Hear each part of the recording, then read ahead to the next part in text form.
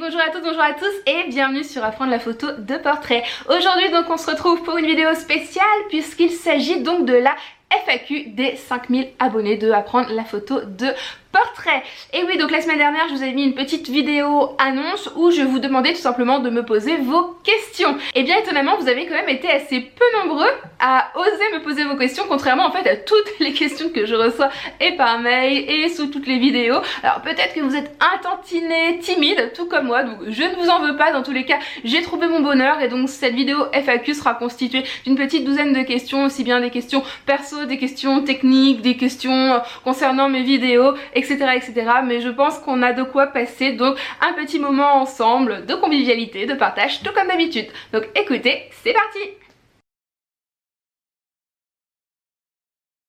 Alors pour commencer, j'ai choisi une question de Laurie qui tient la chaîne Objectif Féminin. D'ailleurs c'est une autre youtubeuse photographe que je vous conseille de découvrir parce qu'elle est vraiment très sympathique. Et donc Laurie me pose ces questions. Salut Pauline, cela fait quelques mois depuis le salon de la photo que tu as repris ta chaîne YouTube de manière plus intense et sérieuse. On voit bien que tu t'investis beaucoup plus. Qu'est-ce qui a provoqué ce boost d'un coup ?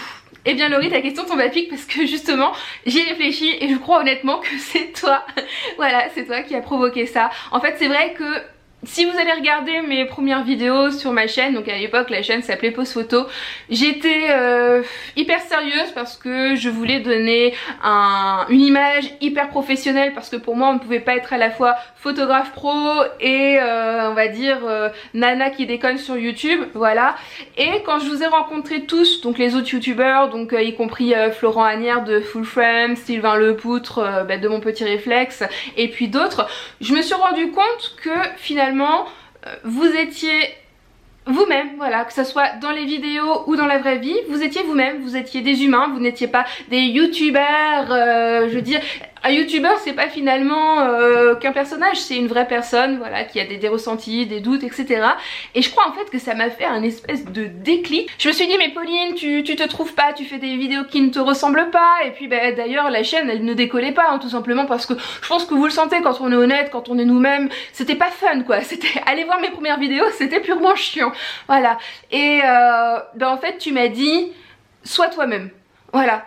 Et je crois que quand je suis revenue, ça m'a fait effectivement un électrochoc et j'ai commencé en fait à tourner des vidéos sans script, sans me prendre la tête, sans réfléchir à l'image que j'en ai donnée. Je me suis mis tout simplement à vous parler comme je parle à mes amis, comme je parle à mes connaissances photographiques, à mes modèles photos, etc.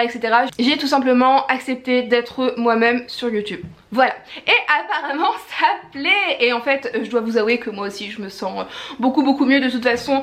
Vous le voyez à mon parler que c'est purement naturel, que je suis totalement honnête avec vous. Et je sais que ce dynamisme et que cette nouvelle fraîcheur plaît beaucoup dans le monde de la photo, parce que beaucoup de gens me disent qu'il y a trop de tutos qui sont chiants quoi, et que j'apporte en fait un nouveau dynamisme. Voilà. En tout cas Laurie, je t'envoie un grand merci. Et d'ailleurs je sais que tu as une autre question, donc on continue avec toi. Tu as réalisé un défi, une vidéo par jour pendant un mois. Qu'est-ce qui a été le plus difficile et que retiens-tu de cette expérience ? Alors oui, effectivement, en janvier dernier, je me suis lancé le défi de faire une vidéo par jour pendant 30 jours. Ça a été une période intense, voilà, ça a été énorme, mais en fait ça a vraiment été le début de ma chaîne telle qu'elle est à l'heure actuelle.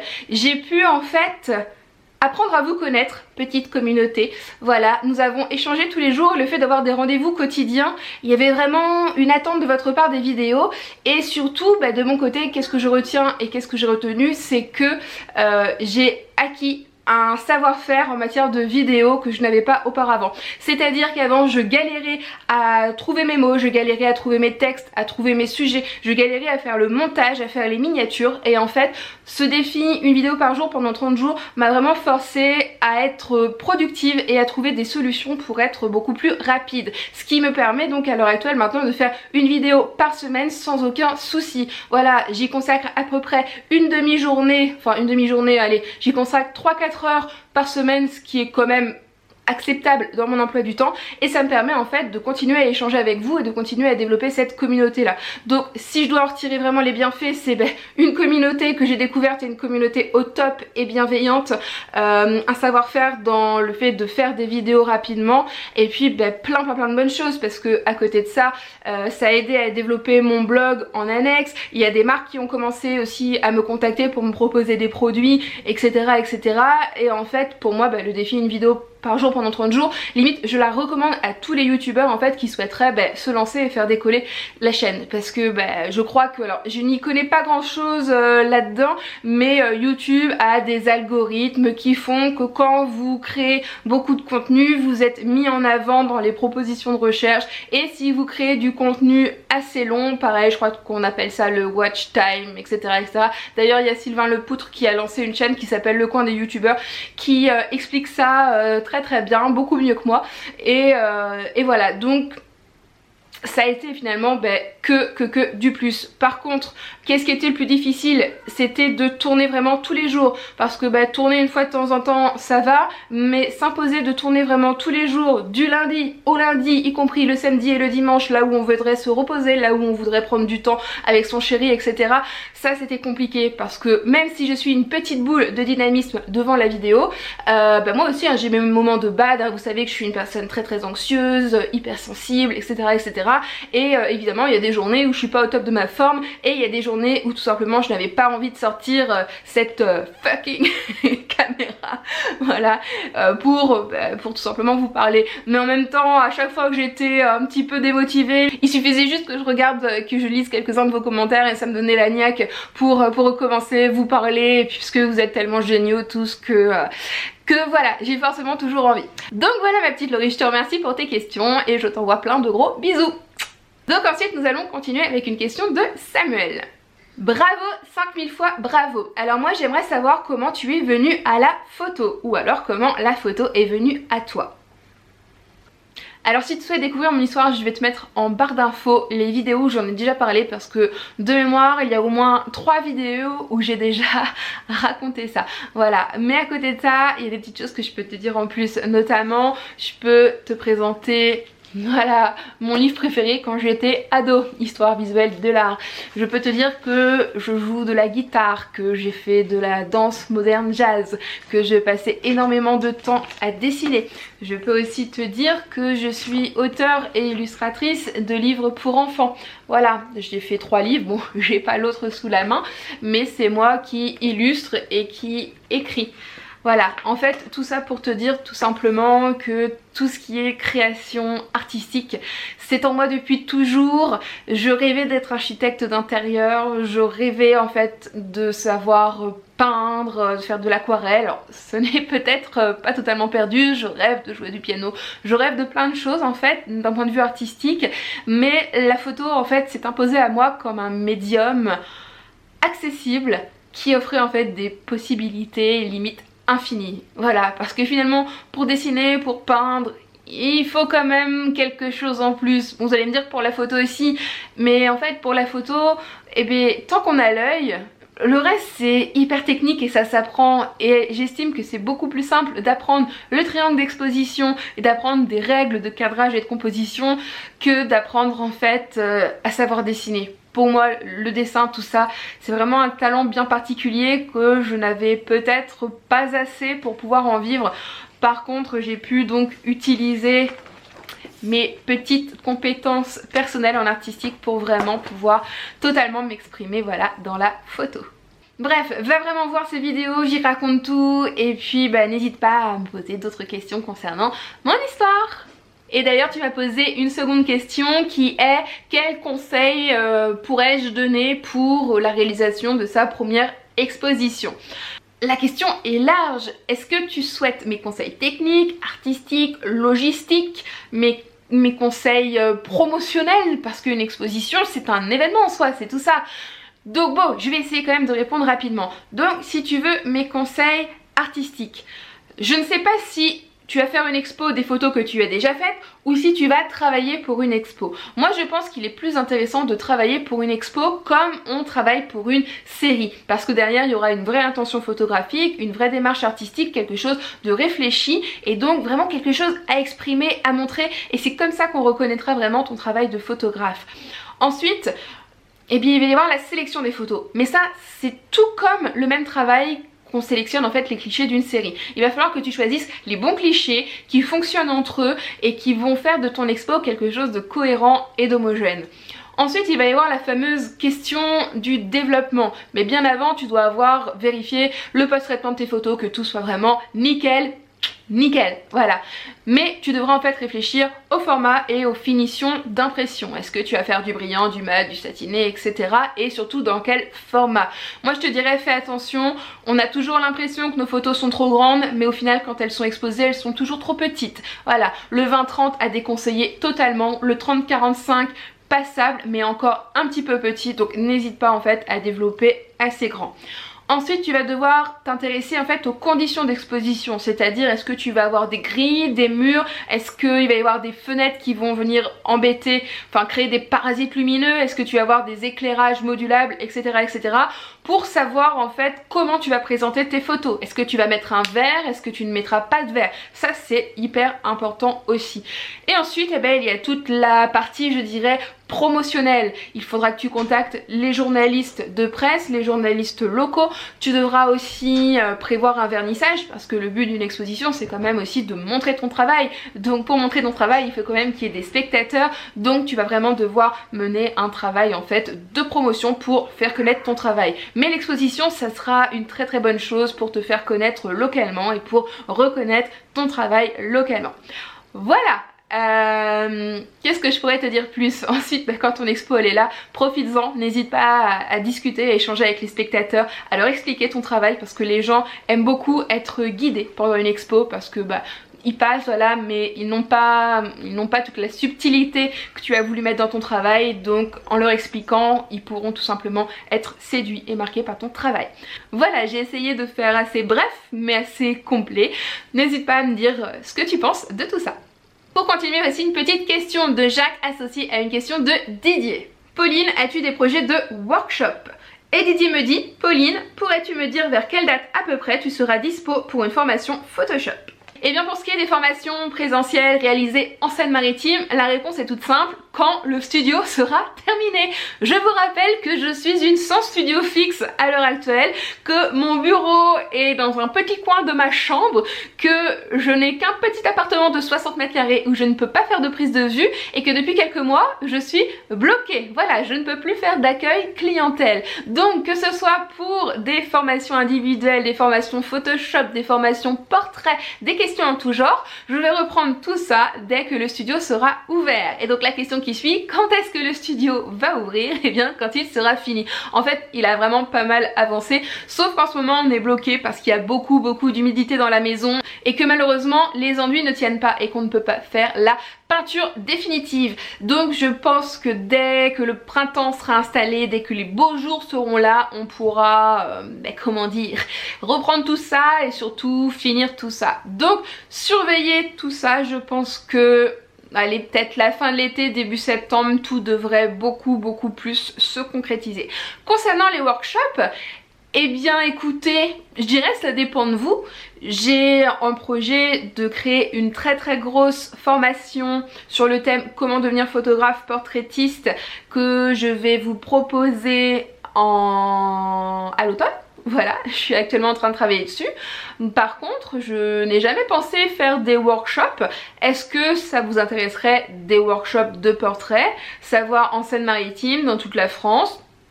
Why not? En tout cas, je ne suis pas contre. C'est vrai que je suis plutôt à l'heure actuelle en train de travailler sur cette formation. Mais si l'idée d'un workshop apprendre la photo de portrait vous tente, n'hésitez pas. Dites-le moi aussi en commentaire et puis on en discute. Alors ensuite on va continuer avec une question de Christophe. Hello Pauline, la question qui fâche. Pourquoi tant de réticence aux conseils que l'on peut te donner? Si tu avais suivi mon conseil en 2015, ne penses-tu pas que tu serais aujourd'hui à quelque chose comme 30 000 abonnés? Sinon, conseil du jour, ne jamais se sous-estimer. Tu n'as pas une petite chaîne YouTube, mais une chaîne YouTube de référence sur un thème précis. Bruno qui ajoute tout simplement « Fais-moi plaisir Pauline, arrête de te rabaisser continuellement ». Et donc oui, j'ai pu en discuter un petit peu avec mes proches, avec les photographes qui me connaissent, et effectivement, pour toutes les personnes qui me connaissent en fait réellement, je me sous-estime sur YouTube. Je suis continuellement en train de dire que je n'y connais rien, que je fais ça, etc.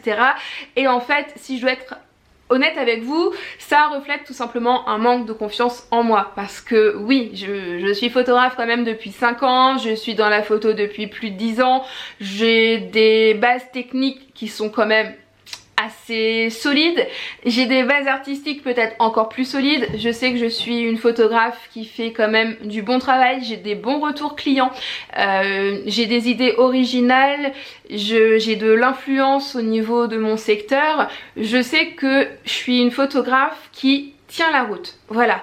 Après, pourquoi je me dévalorise sur YouTube? Tout simplement parce que j'ai peur, comment dire, j'ai peur d'être jugée, je pense, parce que je suis quelqu'un de sensible, donc j'ai peur de recevoir des mauvais commentaires, j'ai peur en fait qu'on me fasse mal et qu'on pique là où sont mes faiblesses, donc je préfère anticiper et vous dire mes faiblesses. C'est peut-être bête de ma part, j'avoue, et honnêtement je vais essayer de prendre confiance en moi et vraiment de m'affirmer, parce que oui, j'ai des choses à vous dire, oui, j'ai des connaissances, oui, j'ai un style. Oui, je suis une bonne photographe, voilà, et je vais essayer vraiment de prendre confiance en moi et d'arrêter de vous dire que patati patata, voilà. Après il faut dire que sur YouTube j'en profite aussi pour découvrir des choses qui me sont nouvelles, notamment les dernières vidéos qui concernaient tout ce qui est strobisme, flash déporté. C'est une technique que je n'utilisais pas il y a 6 mois de ça. En fait j'en ai profité pour tester ça et vous expliquer tout avec mes yeux de débutante sur ce sujet là, mais bien évidemment je ne suis pas une débutante de photo et bien évidemment vous pouvez en fait me faire confiance quand je vous dis des choses. D'ailleurs, si vous doutez de moi, de mes connaissances, de mes capacités, je vous invite tout simplement à découvrir en fait mon travail photographique, à découvrir mon blog, ce que je peux en dire, mes connaissances, etc. etc. Mais oui, il faut que j'arrive à me le dire, je suis une photographe qui tient la route et j'espère vraiment que vous me faites confiance.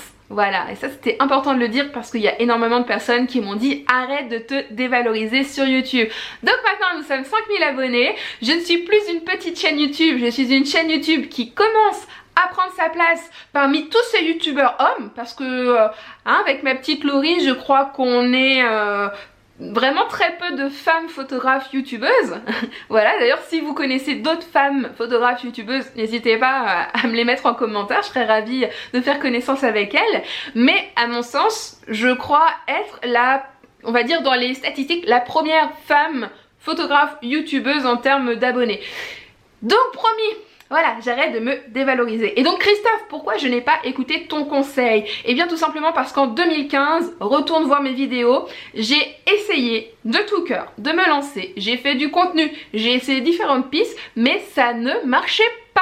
Voilà, je n'étais tout simplement pas prête. Pourquoi ça marche cette année? Pourquoi ça n'a pas marché en 2015? Tout simplement parce qu'il s'est passé 3 ans. En 3 ans, j'ai évolué, j'ai fait d'autres choses, j'ai fait du contenu, j'ai peut-être pris un petit peu plus confiance en moi. Donc je n'étais pas réticente à ton conseil, je l'ai pris, je l'ai écouté, mais c'est pas parce que tu m'as conseillé quelque chose que j'étais en mesure de le mettre en pratique dès maintenant. Voilà, le conseil c'est comme la critique. Il y a des gens qui vous vont donner plein de conseils, des gens qui vont faire plein de critiques, mais il y en a des bons, il y en a des moins bons. Il y a des choses qui sont vraies tout de suite, il y a des choses qui seront vraies plus tard. J'ai tout simplement pris du recul et pris mes décisions. Voilà, et je suis sûre que tu comprendras parfaitement cette réponse. Et honnêtement, on en reparle dans 3 ans parce que là j'ai trouvé mon style, j'ai trouvé ma chaîne, mais malgré tout ce que tu me dis, ça m'étonnerait que dans 3 ans je sois à 30 000 abonnés. Si c'est oui, je te paye un resto. On en reparle? Alors ensuite on va continuer avec une question de Caroline. Bonjour Pauline, super ta chaîne YouTube. Je profite de cette vidéo pour te poser quelques questions. Quel type de fond choisir? Quelle matière pour les photos en studio? Concernant les fonds photos, j'avoue, c'est une question hyper problématique et quand je me suis lancée dans le studio, ça m'a valu quelques arrachages de cheveux. Donc concrètement, dans les fonds studio, il y a un peu de tout et il y a un peu rien. Mais concrètement, sur les matières, il va y avoir vraiment 3 choix, à savoir le tissu, le papier et le vinyle. Donc moi personnellement, le tissu, je te le déconseille très fortement, notamment si tu as des animaux. Moi j'ai des chats d'ailleurs, je sais pas si vous entendez des fois les bruits sur la vidéo, mais c'est eux qui jouent, voilà, je ne peux pas les enfermer, pauvres petites bêtes. Ils ont 1 an, ils débordent de vie et ben voilà, ça bouge autour de moi, donc désolée si des fois vous entendez du bruit, mais pour l'instant je ne peux pas faire autrement. Ça changera hein, quand il y aura le bureau et le studio, mais pour l'instant on fait avec le système D. Donc je te disais, le tissu je te le déconseille pour les poils, pour les plis, pour les taches, sachant que si tu es amené à le laver, si tu choisis un fond assez conséquent, style 3 mètres, pense qu'après tu vas devoir le repasser, justement le dépoussiérer, retirer ses poils et ça prend un temps mais juste énorme. Donc moi j'ai très vite abandonné le tissu. Par contre j'avoue que c'est transportable. Voilà, on peut le plier. Donc si tu fais du studio mobile, ça peut être intéressant. Mais franchement, ça va t'infliger des post-traitements assez longs. Donc moi perso, j'utilise les fonds en papier. Grosso modo, pour un fond 3 mètres de large sur 11 mètres de long, ça me coûte, je crois, 70 € le rouleau et 30 € de frais de livraison par rouleau. Donc on compte à peu près 100 € le rouleau. Par contre c'est du consommable, voilà, le papier c'est fragile, si tu as des gens qui marchent dessus, les talons aiguilles, un bébé qui bave, un jeune enfant qui se met à le déchirer, etc. Et ben, tu dois à chaque fois en couper un bout et ça peut en fait très vite s'user. Donc c'est aussi un choix. Par contre il y a plein de couleurs différentes et on peut avoir des trucs assez chouettes. Et ensuite il y a le fameux vinyle qui correspond, on va dire, à une espèce de papier, mais papier plus imperméable, lessivable et donc réutilisable. Et ça c'est le côté hyper intéressant du vinyle. Alors évidemment ça coûte plus cher. Bon, il y a aussi des vinyles bas de gamme comme ce que je vous ai montré dernièrement, ce que j'ai acheté à AliExpress, ça ressemble un petit peu à des nappes. Alors la qualité est pas top, mais le côté réutilisable est vachement sympa. Donc je te dirais, oriente-toi vers le papier ou vers le vinyle et puis bah, fais-toi ta propre expérience en testant ces deux matières pour voir laquelle te correspond le mieux. Et ensuite je crois que tu avais une seconde question. J'aimerais faire des photos de grossesse sur fond blanc avec les personnages tout noirs pour faire ressortir les silhouettes. Peux-tu me dire comment on fait? Aurais-tu des conseils particuliers techniques pour les shootings grossesse? Alors pour réaliser une photo de type silhouette, c'est très simple. Tu vas donc positionner les modèles devant un fond blanc, voilà, et tu vas mettre tes éclairages en direction du fond. Voilà, donc le fond blanc va se trouver totalement éclairé et va en quelque sorte réfléchir la lumière vers toi et créer un contre-jour avec tes modèles. Et c'est ce contre-jour qui va faire que tes modèles vont apparaître en noir, en silhouette. Voilà, c'est aussi simple que ça. Alors bien évidemment, quand tu vas utiliser cette technique là, il va y avoir notamment de la lumière parasite, puisque moi là où j'étais j'avais un plafond blanc, donc évidemment la lumière sur le fond blanc ça rebondit un peu partout, mon plafond blanc rebondit, ça arrive sur les modèles, enfin voilà. Et bien en post-traitement, un post-traitement très simple, en jouant avec les niveaux, les contrastes, la luminosité, l'exposition, on arrive vraiment très facilement à récupérer des silhouettes quasiment parfaites. En ce qui concerne donc mes conseils concernant la photo de grossesse, oh my god, cette question est vraiment très vague. Veux-tu des conseils techniques, des conseils de direction de modèle, artistique, des conseils en matière d'éclairage? What? Il faut que tu sois plus précise, sinon si j'essaye de répondre très brièvement à tout ça, donc moi les photos de grossesse je préfère les faire en studio plutôt qu'en extérieur, mais ça peut être amené à changer. Je préfère les travailler en noir et blanc pour apporter un côté intime. Je préfère aussi travailler donc avec des éclairages très intimistes parce que ça, comment dire, ça maintient une espèce d'intimité du couple, voilà, et je préfère travailler aussi avec les modèles en peau nue, voilà, en topless. Pour moi, la photo de grossesse, c'est ça. Si tu veux, je te mettrai une image du style de photo de grossesse que je réalise. Mais pour moi, le plus joli, le plus glamour, ce que mes clients attendent en général, c'est plutôt ça. Donc noir et blanc, intimité, douceur, et puis aussi hyper important, camoufler les complexes parce que les mamans sont hyper complexées par leur vergeture, par leurs petits kilos en plus et par leur rétention d'eau et notamment la cellulite en haut des cuisses. Voilà, donc écoute bien tes clients, réfléchis bien à ce qu'ils veulent et propose-leur en fait quelque chose tout simplement de bon goût. Voilà. Mais bon, ça fait quelques temps que je suis en train d'écrire un article concernant la photo de grossesse, donc je pense que ça va arriver, alors je ne sais pas tout de suite, mais dans l'année, c'est promis. Ensuite, une question de Bad Pégase. Et ça claque ça comme nom, hein. Salut Pauline, je te suis depuis un petit moment. Bravo pour tes 5000 abonnés. Quelles mesures d'exposition faut-il utiliser pour faire de magnifiques portraits? Et faut-il recomposer l'image avec le collimateur central ou bien le sélectionner manuellement au moment de la mise au point? Alors donc pour faire court, la mesure d'exposition c'est une option de votre appareil photo qui vous permet de sélectionner comment l'appareil photo va mesurer l'exposition, la lumière de la scène de la photo à réaliser. Voilà.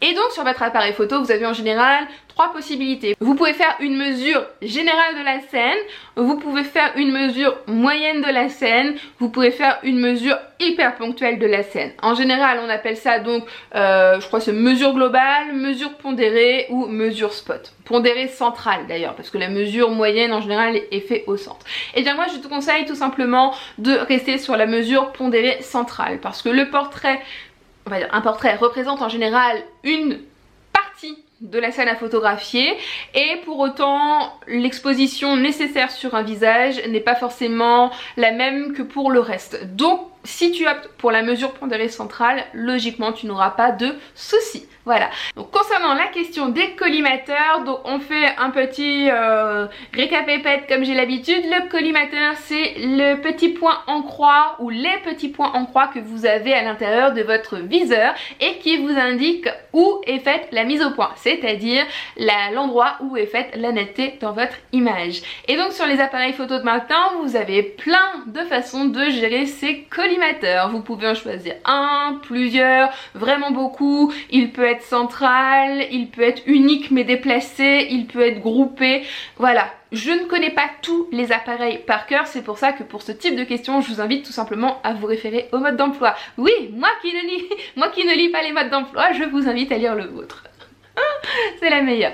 Bref, et donc pour cette question, quel collimateur en fait utiliser quand on décide d'utiliser on va dire le mise au point, recadré, déclenché, et bien je dirais tout dépend de la distance focale. Si tu utilises donc une distance focale courte, c'est-à-dire par exemple un objectif grand angle, je ne sais pas, 10 mm, 15 mm, 18 mm, je te conseille en fait de déplacer ton collimateur. Tout simplement parce que si tu fais ta mise au point là, que tu décales là, la distance de mise au point va vraiment beaucoup changer. Et donc la mise au point sera soit en avant, soit en arrière, mais en tout cas la photo sera floue. Par contre si tu utilises des distances focales assez longues, donc des zooms, je sais pas, 100 mm, 150 mm, 200 mm, quand tu vas faire mise au point, déclencher, enfin mise au point, recadré, déclenché, en fait la distance de mise au point par exemple entre l'oreille et le nez sera quasiment identique et là tu as beaucoup moins de chances de faire varier la distance de mise au point. Donc là tu peux te permettre d'utiliser le même collimateur. Voilà, est-ce que j'ai répondu à ta question? Ensuite on va continuer avec une question de Isabelle. Félicitations pour tous ces abonnés, c'est mérité. Je connais ta chaîne depuis peu, mais j'adore ta façon d'être et tes vidéos. De quelle façon donnes-tu tes photos à tes clients? As-tu un site où ils peuvent récupérer les photos ou leur transmets-tu directement?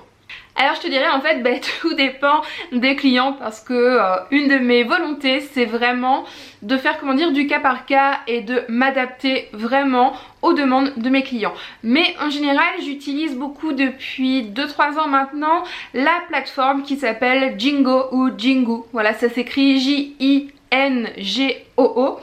Et en fait c'est une plateforme dédiée aux photographes qui te permet de créer des galeries en ligne avec ou sans mot de passe. Voilà, ça te permet aussi en fait d'insérer un module sur ton site internet et de proposer en fait à tes clients de pré-visualiser leurs photos avant la livraison définitive. Et ça moi j'aime beaucoup. Je l'utilise surtout pendant les reportages mariage parce que personnellement il me faut au moins 15 jours à 3 semaines voire même des fois un mois pour post-traiter un mariage dans sa totalité et donc pour éviter aux clients d'attendre tellement longtemps. Voilà, dès que j'ai fini de post-traiter une partie des photos, je les publie immédiatement sur la galerie Jingo. Donc ça leur permet en fait de voir l'avancée du travail et en fait ils aiment beaucoup. Alors sur cette galerie on peut faire plein de choses. Voilà, Jingo propose aussi du développement, etc. Enfin je suis pas là pour faire l'apogée de Jingo. D'ailleurs moi j'utilise vraiment que ce qu'ils appellent la formule, je crois que c'est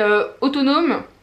Voilà, en fait je ne passe pas par leur développement, je ne propose pas le téléchargement, etc. etc. Je préfère en fait garder toute la gestion des développements, des tirages, du choix de photos à mon niveau. Donc bah ça tu peux aller jeter un oeil, moi je te le conseille, j'ai aucun souci avec, c'est vraiment très bien. Et en général pour la livraison définitive, j'utilise tout simplement la plateforme de téléchargement parce que bah mon conjoint, chouchou, est informaticien et j'ai la chance qu'il me crée un espèce de WeTransfer personnalisé sous l'effigie donc de Pauline Petit Photographie. Et donc bah moi je charge sur cette plateforme les fichiers, j'envoie donc un lien de téléchargement personnalisé à mes clients et puis de leur côté ils n'ont juste qu'à cliquer sur le lien de téléchargement et toutes les photos arrivent directement sur leur ordinateur. Voilà.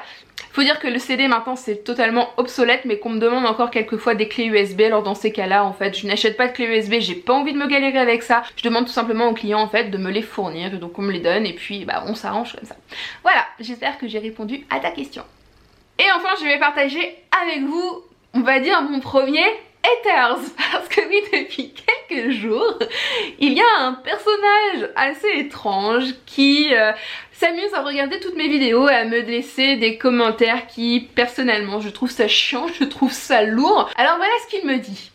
Je comprends pas pourquoi tu fais la chasse à la nudité. Ta pudeur m'agace. Où est le mal dans une éjaculation? Tu me fais penser à une religieuse, genre bonne épouse catho ou musulmane. Je ne serais pas surpris si tu m'annonces que la terre est plate. Donc je suis une religieuse. Et en fait, cher ami, je sais pas quoi te répondre. Ça fait quelques jours quand même, je vois que tu regardes mes vidéos, que tu les commandes toutes, que toutes les vidéos ou que tous les commentaires t'inspirent quand même un certain sarcasme qui tourne souvent autour de jeux de mots sexuels qui me gonflent. Voilà. J'ai juste envie de te dire pourquoi en fait tu regardes mes vidéos si mon univers en fait ne te correspond pas. Voilà, je suis ok, hein, on peut pas plaire à tout le monde, c'est normal que certaines personnes aient des univers particuliers, d'autres avec des univers qui s'opposent, etc. etc.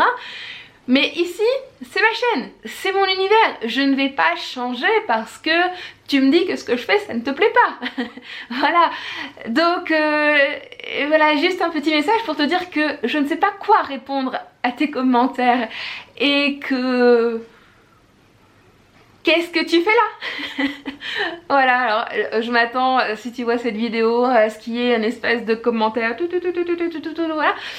Mais bon, je voulais quand même mettre cette petite touche là parce qu'il y a un ami qui m'a dit que quand on avait son premier haters sur sa chaîne YouTube, c'était plutôt bon signe parce que ça voulait dire que la chaîne était donc assez développée pour avoir des fans et des moins fans. Donc bah écoute, je voulais marquer cette étape de ce premier haters qui me gonfle en faisant cette petite touche rigolote dans cette vidéo. Voilà, donc gros bisous à toi et au plaisir de ne pas te revoir dans mes commentaires. Bon et bien écoutez, ça fait déjà pas mal de temps que je parle, donc je crois qu'on va arrêter cette FAQ ici. En tout cas je vous remercie tous de m'avoir posé vos questions. Je sais qu'il reste plein de questions sous plein de vidéos auxquelles je n'ai pas répondu tout simplement par manque de temps. S'il y a vraiment une question qui vous importe, vous me la reposez en dessous, voilà, si vraiment il y a des questions importantes, vous me la reposez sous cette vidéo, j'y répondrai vraiment.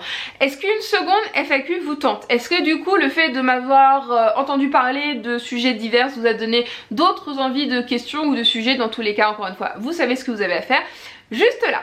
En attendant, donc je vais vous laisser là, je prépare une vidéo pour la semaine prochaine que vous m'avez demandé, à savoir vous emmener avec moi en shooting. Donc j'essaie de travailler sur tout ça et je vais essayer donc de vous emmener sur un shooting d'une journée avec moi pour vous montrer un petit peu les dessous, comment ça se passe, les backstage et vous montrer en fait comment me viennent les idées et comment j'organise tout ça. En attendant, vous mettez un pouce, voilà, vous partagez la vidéo parce qu'on est déjà presque 5200 sur la chaîne, ça continue à grimper. Et puis vous allez faire un petit tour sur mon blog apprendre la photo de portrait.fr. Et voilà, je vous envoie plein de gros bisous et je vous donne rendez-vous vendredi prochain pour une nouvelle vidéo. Allez, ciao! Ne partez pas si vite, je vous donne rendez-vous sur mon blog apprendre la photo de portrait.fr où vous pourrez télécharger gratuitement un catalogue de plus de 150 poses. Et en complément, n'hésitez pas à vous abonner à ma chaîne YouTube apprendre la photo de portrait pour ne manquer aucune de mes vidéos. Allez, ciao!